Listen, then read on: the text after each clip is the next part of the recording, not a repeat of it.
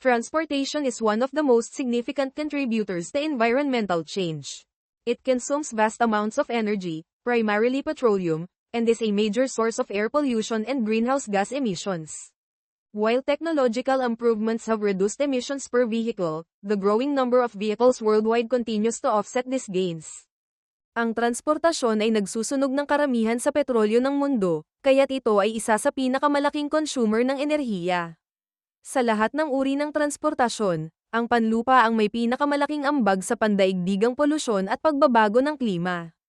Sa air pollution at climate change naman, vehicle emissions contribute to smog, acid rain, and ozone depletion. Smog is especially harmful, blocking sunlight and damaging lungs. Transport-related emissions accelerate global warming. By increasing greenhouse gases, reducing transport emissions globally would improve air quality and climate stability. Transport systems encourage automobile-reliant urban sprawl. This expansion consumes natural habitats and agricultural lands, reducing biodiversity. Highways and road networks fragment ecosystems, making it harder for wildlife to survive. Traffic congestion increases fuel consumption and emissions. Noise pollution from traffic also affects mental health and quality of life. Air pollution from vehicles causes respiratory problems, skin irritation and even cancer.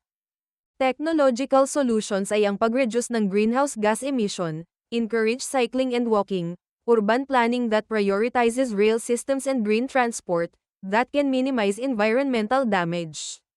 In conclusion, transportation is both a necessity and a challenge. While it enables economic growth and human mobility, it also contributes heavily to pollution, climate change, and habitat loss. By adopting sustainable practices such as electrification, public transport, and eco-friendly urban planning, humanity can reduce the negative impacts of transportation and move toward a more sustainable future.